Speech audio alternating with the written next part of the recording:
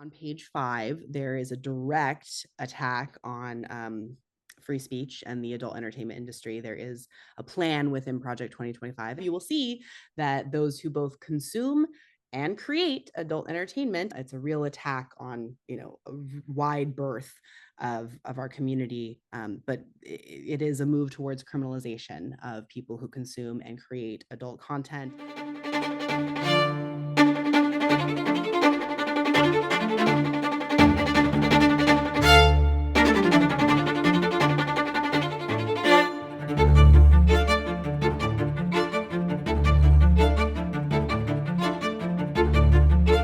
So let's move into sex work and this upcoming election.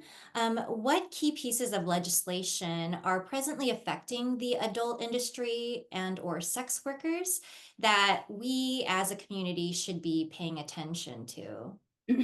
Well, I would say that definitely at the state level, we have these age verification slash internet surveillance pieces of legislation. For the most part, what we really need to focus on is electing people we can work with. I think so much of, people talk about in the presidential election, oh, like the lesser of two evils. And yes, to some extent, I think that a lot of what we do when we elect officials is choosing the enemy that you want to fight, because that is what it's going to be. Whose office do you want to go to and say, hey, here's the information of how I need you to vote? Because every once in a while we get something like a Prop 60 where it actually is going to the electorate, and it's a piece of legislation that will directly affect the people. But more often, it's electing people at the state and federal and local level who are going to then pass laws and pass initiatives that will directly affect our community. Or, like I said, talking about city attorneys and judges will directly, decide the fates of individuals and communities.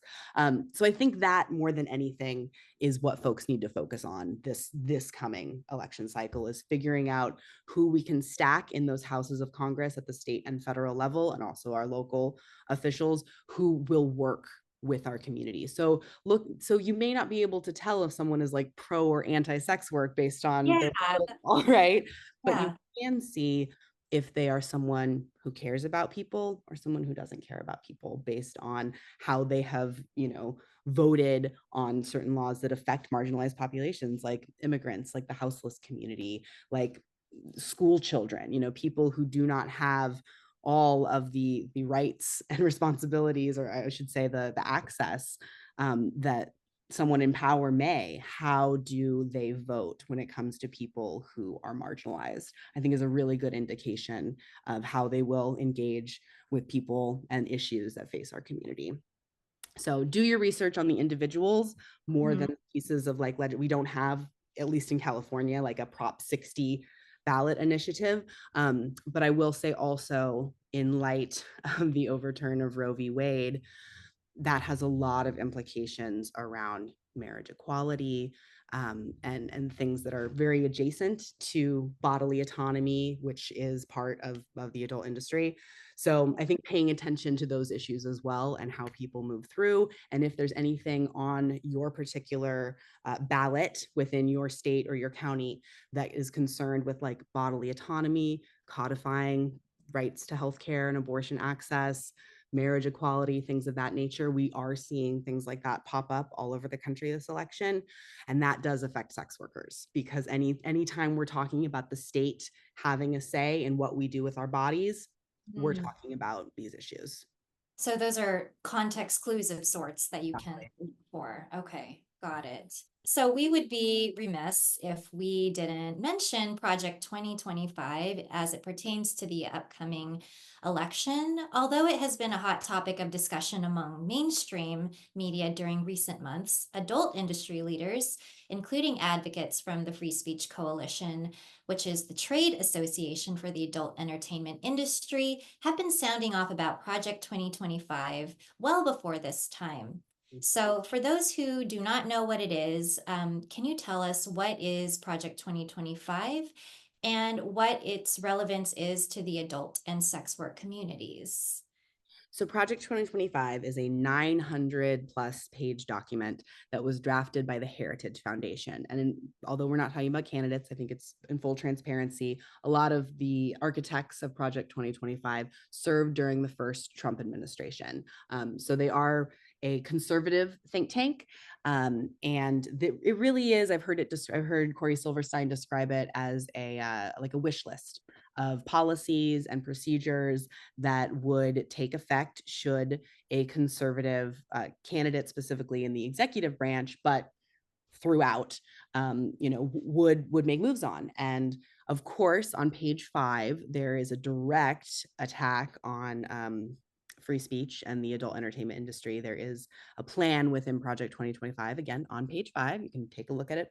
Google Project 25, look on page 5, you will see that those who both consume and create adult entertainment, as well as anything relating to like LGBTQ, transgenderism. It's a real attack on, a wide berth of our community. But it is a move towards criminalization of people who consume and create adult content, and adult content being broadly defined as not just pornography or webcamming or whatever, but also information about LGBTQ identities, about transgender procedures and people.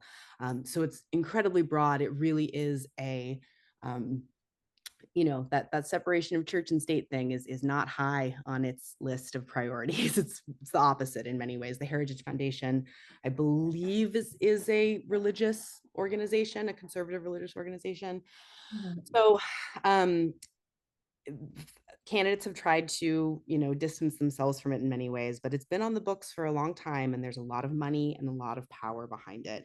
And so the fact that there are people running for office who ascribe to this wish list of policies is very scary. And I feel like people in our community really need to take seriously the possibility that our industry could be criminalized in our lifetime very soon if things go a certain way.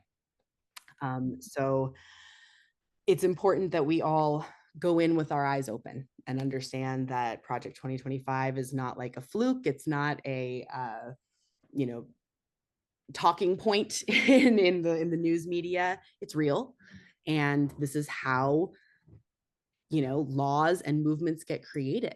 It's Yeah. not random. Like, this is part of the political structure, as think tanks produce wish lists and policy agendas, and they become enacted through people who are elected, who use these as guiding principles to draft legislation that changes the world. So it's not pretend. Wow. It's Yeah.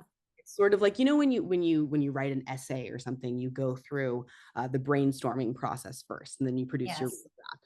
It's the same thing. This is the brainstorming process before we get laws like Sesta Fosta. I mean, Sesta Fosta is um, a, a perfectly fine progressive piece of legislation compared to what we would see enacted from Project 2025. So it's a real time to sound the alarm before we get pieces of legislation and candidates that are using Project 2025 as a guide.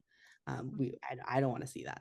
I don't want to see that. So part of the work that I plan to do is to pull together information about Project 2025 and like basically offering people some guidance on how to vote to make sure that we don't end up there. Please do your research.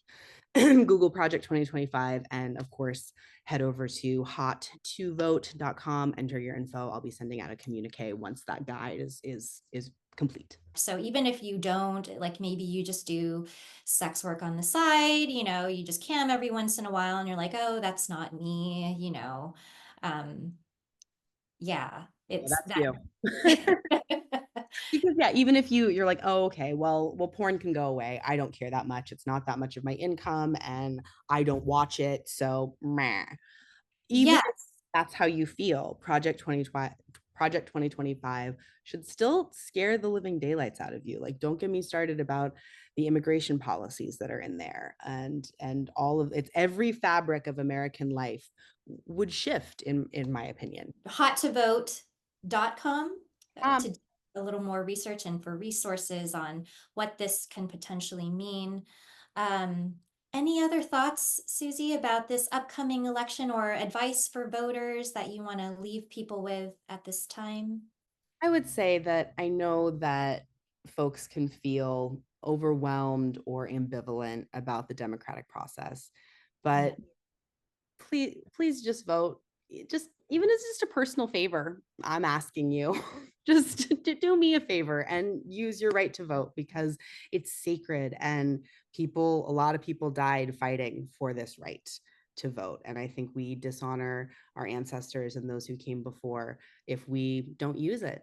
It's the only one we've got. So let's use it or we could lose it. Siouxsie Q, thank you for being such a guiding light on this topic and enlightening all of us with your information and wisdom. If people want to follow you and your activities for your Hot to Vote campaign, or just follow you in general because they really like you, where can they go?